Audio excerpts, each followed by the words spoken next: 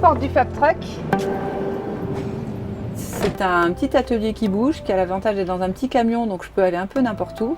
Et dedans, j'ai l'impression 3D, de la découpe laser, de la broderie numérique, de la robotique.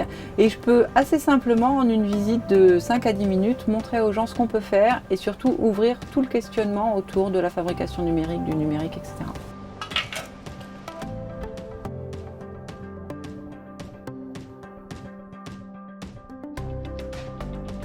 Donc 3D, ça veut dire que tu rajoutes une dimension comme ça.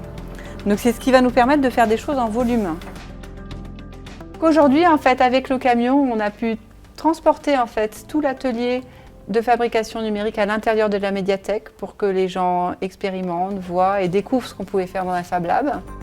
L'idée, c'est que je montre ce qui est possible et pour les gens qui veulent aller plus loin et intégrer dans leur structure des activités de fabrication numérique ou de robotique, par exemple, je suis en mesure de les former ou de les accompagner pour qu'ils puissent proposer eux-mêmes de façon autonome ces ateliers. Récemment, je suis intervenue dans le cadre de l'ouverture du Microfolie, qui ouvrait à la fois le musée numérique, mais aussi un Fab Lab, et qui voulait communiquer autour de l'ouverture de ce Fab Lab.